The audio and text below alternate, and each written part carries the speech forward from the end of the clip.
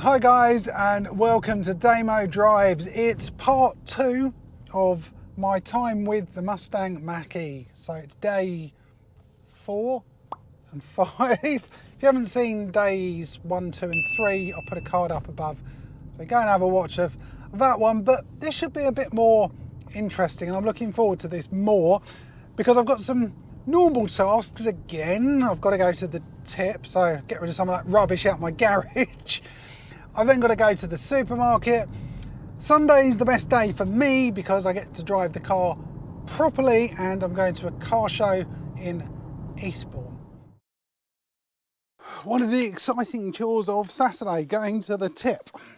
See how we get on with the Mach E in that way. I just need to unlock the boot. You can get like kick underneath and it automatically opens, but this doesn't seem to have the option unless my foot isn't working properly. Fold down the seats. I've not done this before, so no prep. That's easy enough. Just buttons over on the right. That's it. Seems a good amount of storage. I've got like a cover. Well, not a cover, a sheet, so I don't get rubbish all over the back of this lovely new car. That's it. I've got bits of bed and stuff I've been meaning to do for ages, but haven't quite got round to doing it. It's really, you know, this sort of thing on Top Gear or other motoring programs. How much rubbish can you fit in the back of a Mach E? That seems pretty big. I'm not going to ram it full completely. An old TV thing. This is going very well. Yeah, that's in. Final thing. Black bin bag full of rubbish. So still actually quite a bit of room in there, but let's get going. This hasn't got automatic closing. You can get some buttons along here, so I'm going to have to do some physical labour here. Oh, that's it. Let's get heading to the tip. It's around, can't even close the door now. It's around a sort of 20-minute drive. Oh, that wasn't too bad at all. Loads of room, more than my Mini. I'm certainly not going to fit anything in there. Drive. Turn the little dial. And let's get going. Quite a confined space down here now. Something I don't seem to have, which again I thought it did, but must be an option available, is like the 360 cameras. I've only got a reversing camera. I've got reversing sensors, but for really tight spots like I'm in at the moment, that would have been quite useful. This is a spot I can't even get my car into at the moment. So this is actually an upgrade over the Mini, which I'd expect, but there again, you can't really compare an SUV to a small hot hatch. Let's wait for these people to get moving, and we're off. So yeah, we're going to Maresfield Tip. It's only like 15 minutes away. We do that, then it's shopping. I'll put it on charge. There is like a, I can't remember if it's a 5 kilowatt or 7 kilowatt in Tesco's as one of their free chargers while you're in there. Not going to get that much back because I haven't got many bits to actually get in the supermarket, but they say with EVs you should charge it whenever you can, although there are some caveats to it, and I've been trying to do some research about how much you should charge your battery, where you should charge it. It's a whole minefield, that, and that's something we'll definitely talk about a bit later on. Now, I'm using this car how I would do my normal car, you know, doing everyday mundane things, although I wouldn't be going to the tip because my Mini doesn't fit in here. It won't get over the speed bumps, but just gloss over that. Many people with normal cars can actually go to the tip, so that's why I'm doing this. It's a good way of seeing what the capacity of the boot is as well, because yes, I've got to do a bit of shopping, but not a lot. I'm not going to be able to max out the back of it. But we'll go into the tip, so we're at Maresfield, we'll park up, get rid of all this junk I've got in the back, and we'll go from there, and then it's off shopping. I know this is really exciting, isn't it? But hopefully useful.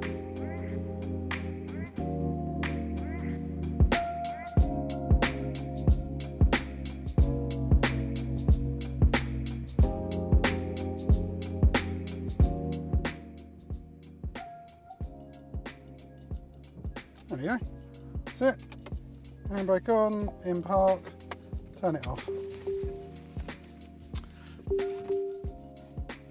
What's it booming at? Booming? Beeping.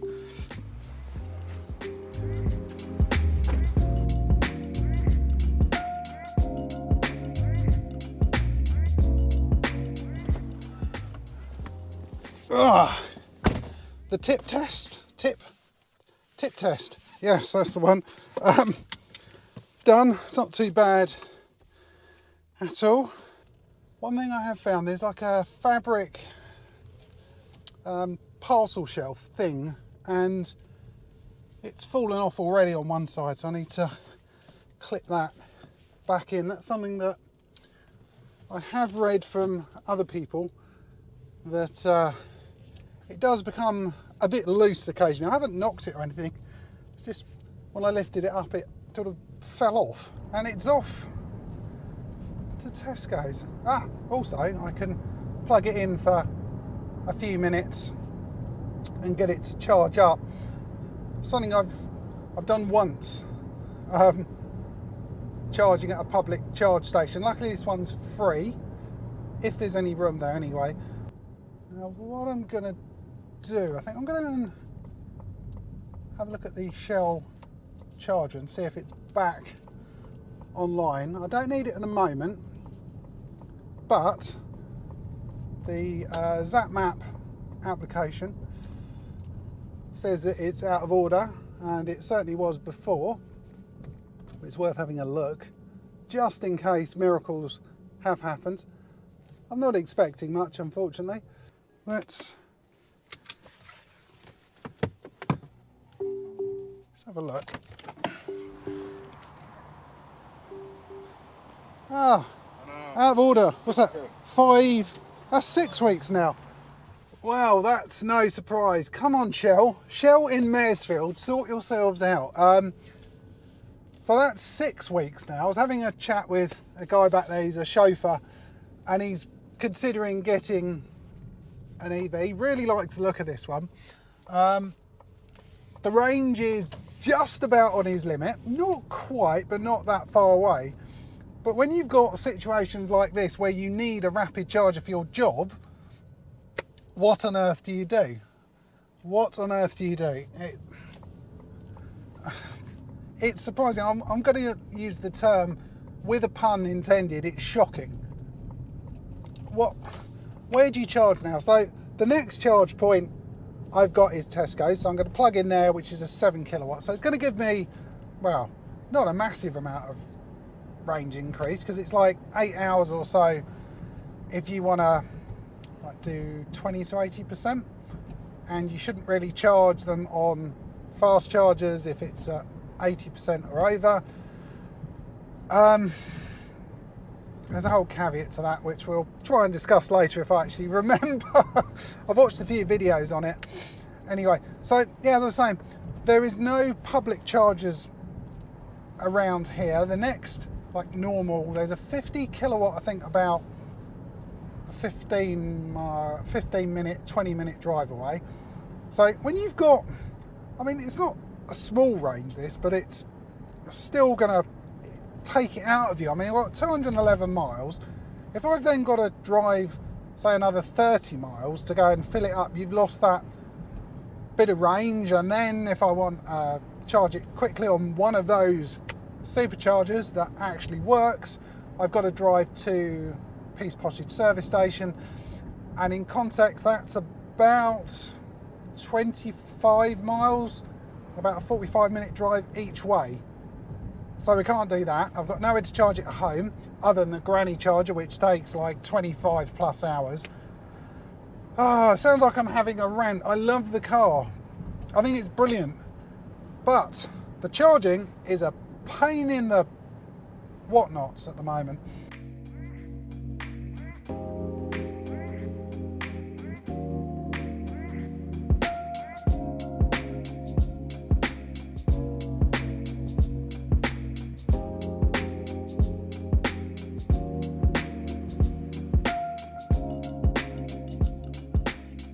Let's park,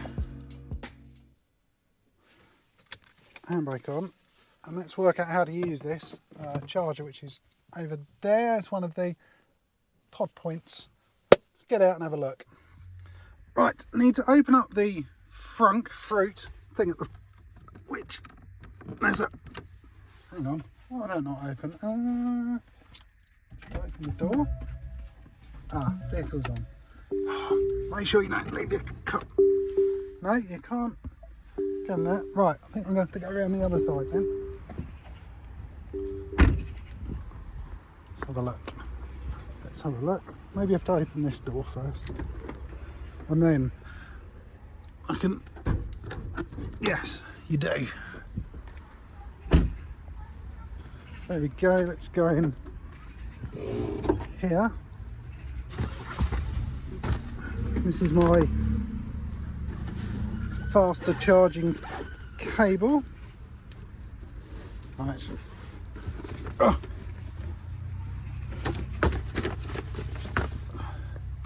Why is there a fluffy thing attached to that? What's going on there? So we have this.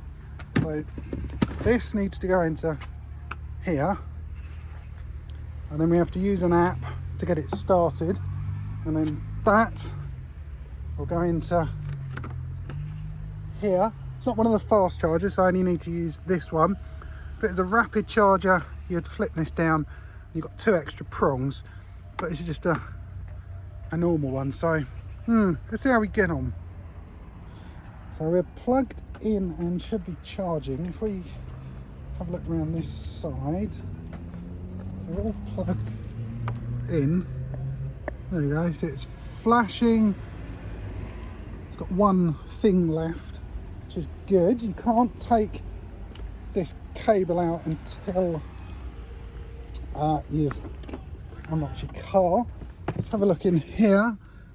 It should tell me somewhere about battery. Come on. Where is it going to tell me? Do I have to turn it on? Looks very fancy though. Oh, but I need to start it. I'll just do that. Door, yes, I know the door's open.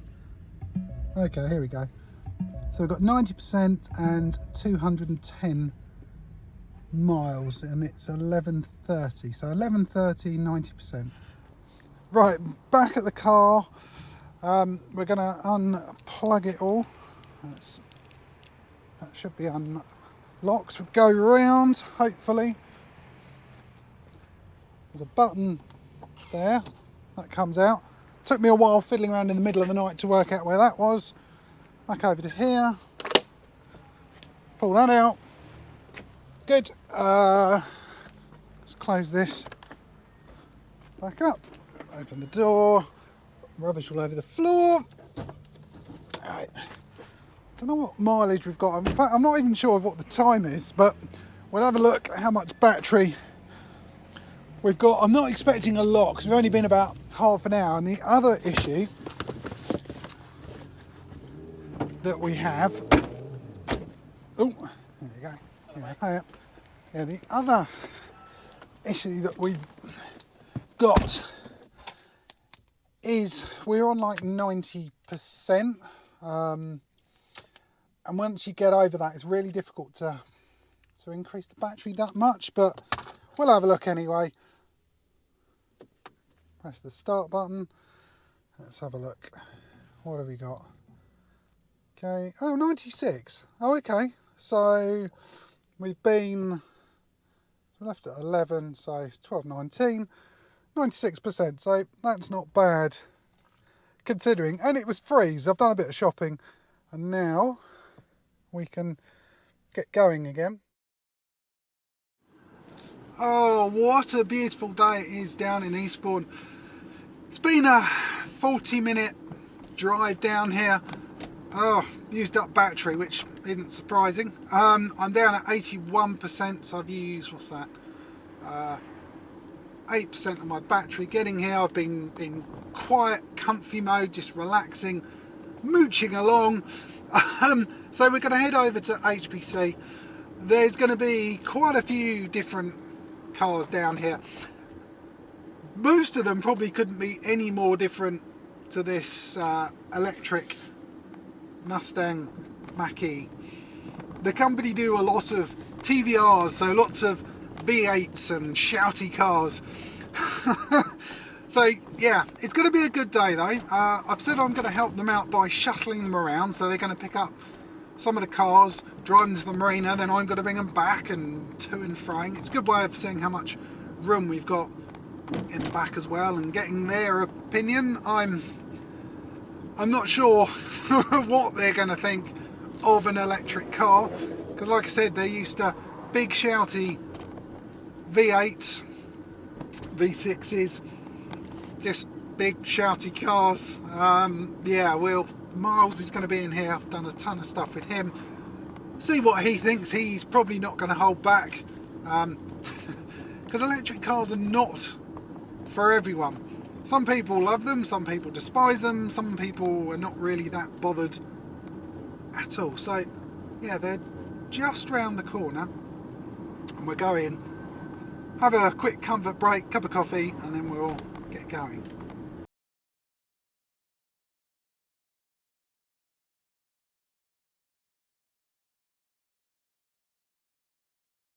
Here we go, look at that view. We've got a Dino going out. I've got a mental Dodge Viper in front of that. Could you get much more different than these two cars? God, that thing sounds evil. Jeez. Right, yeah. So we've got very old school and very modern.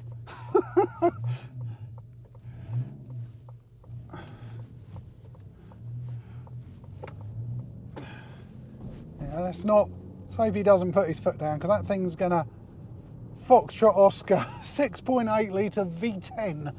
Mental. Gonna have a bit of music and randomly decides it's gonna start playing. What's going on? It's waiting for everyone. So my job today is to follow these cars and then ferry people back to get even more cars. Not a bad view for this time in the morning, or any time of the morning, or in fact any time of the day. Right, I might have to go into, good, I'm in untamed mode, so the fastest one, just so I can attempt to keep up with these things. Although, off the mark, this thing is pretty mental. It doesn't really have an issue. Jeez, look at the size of the wheels on that. I know this is about the Mustang. But, right, where's everyone going?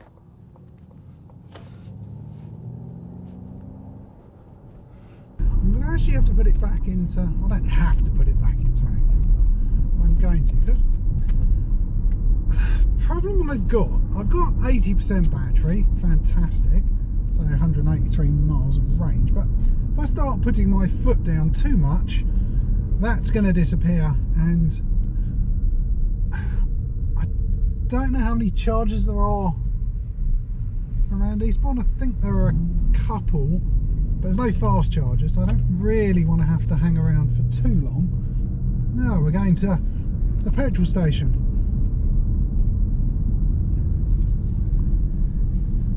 Well, I don't need any petrol. Let's see how long it takes for them to refuel their cars. I have a feeling it may be a bit quicker than it would be for this.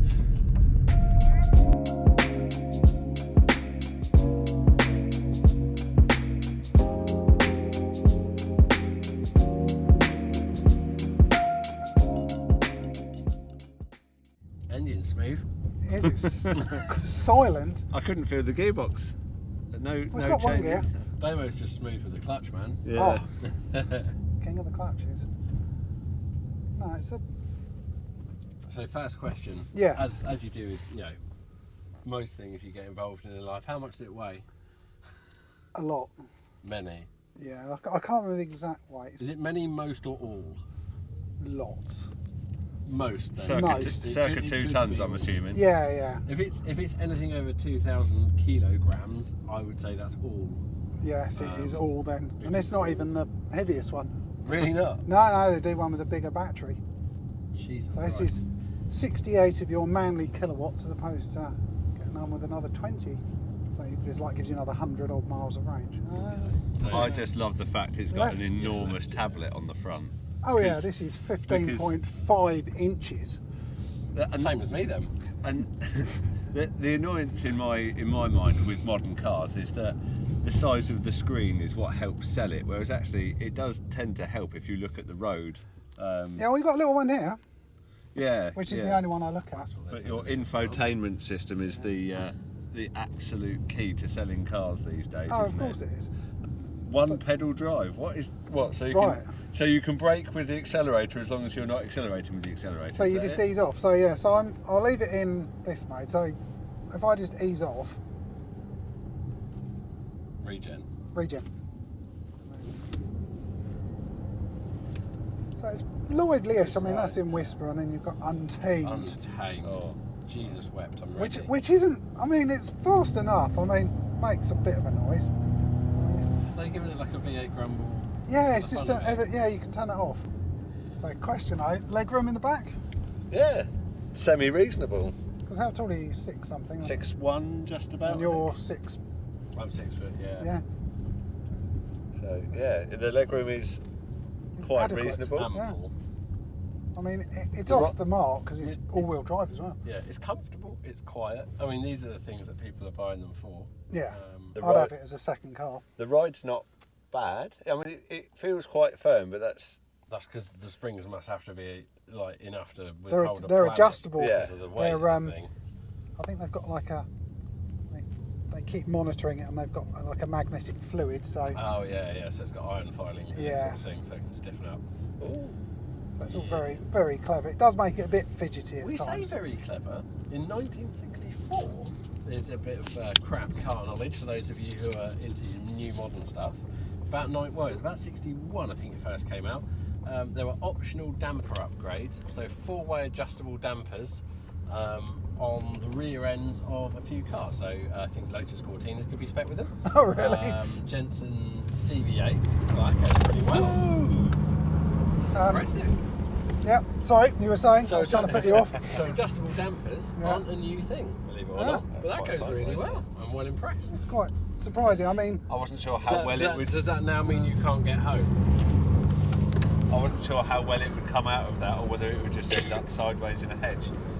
well, it's not a traditional Mustang.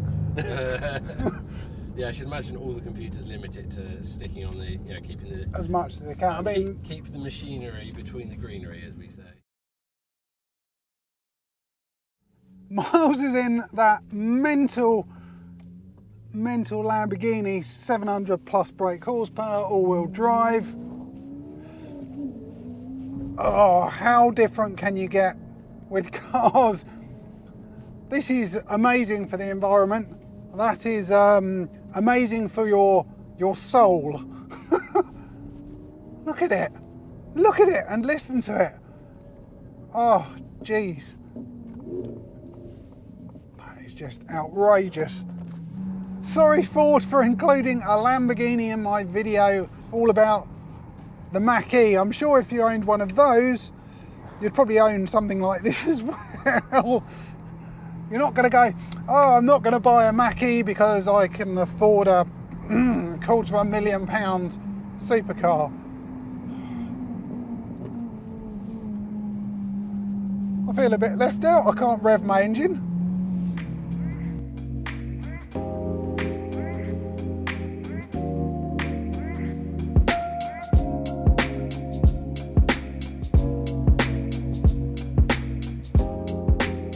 Now, It's interesting having the guys in the car sort of shuttling them to and fro, because to see what they thought of it, you know, there's loads of legroom in there. You know, we had 2 6-foot adults, a younger person as well.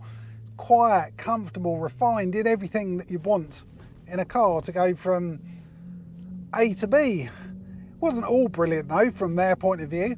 They're more of a traditional car like that Lamborghini with a big shouty engine.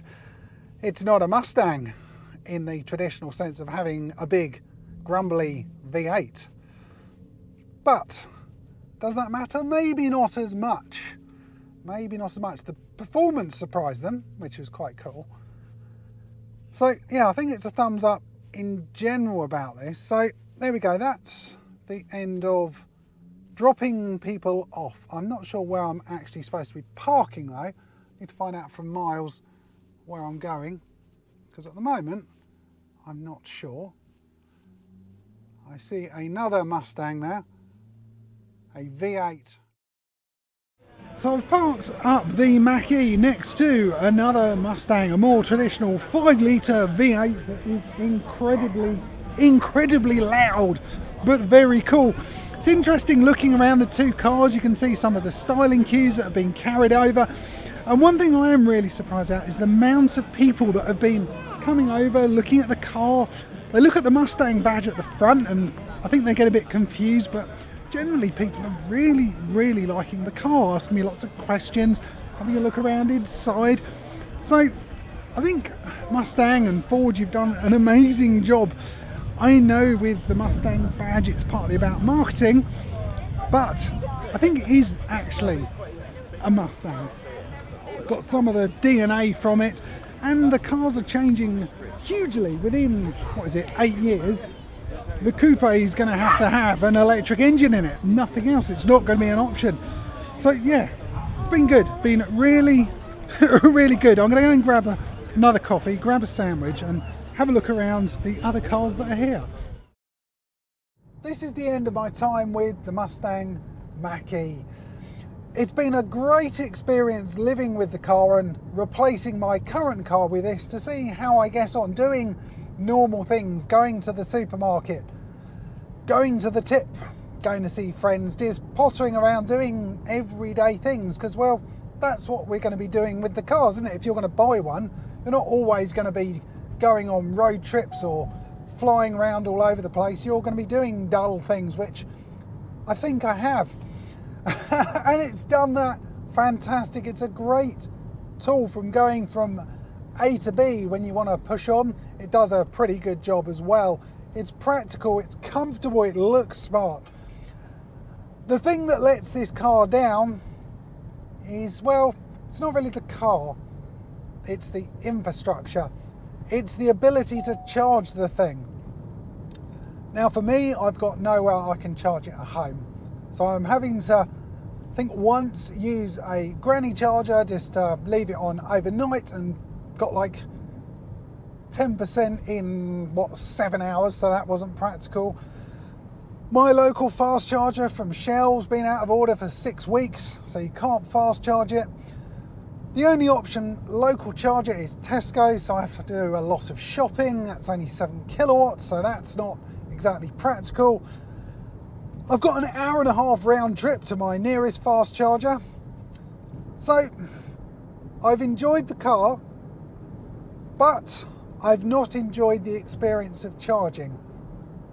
Maybe it will get better. Well, it's got to get better over time. So if you are considering getting a Mustang Mach E, make sure you can charge the car, or there's a good charging infrastructure around you that allows you to do it, because otherwise it becomes a bit of a frustration, and some of the enjoyment, you'll possibly lose that in the car because you're constantly thinking, where can I charge it? Oh no, I'm going to run out, where can I charge it? So I'm sure if you can charge it at home, it will be brilliant. When the government and the charging networks sort themselves out, it will be considerably better. So overall, there we go. That's what I think of the Mustang Mach E. Great car, terrible infrastructure around where I live. Anyway guys, I want to say a massive thank you to Ford UK for lending me the car for a week. It's certainly given me a better understanding of what it's like to live with an EV. If you have any questions, please put them in the comments down below. Click on the subscribe button to see more videos like this and be alerted with my other Mustang Mach E, I couldn't even say that, the Mustang Mach E videos come out. Anyway guys, thanks for watching and I'll catch you on the next one.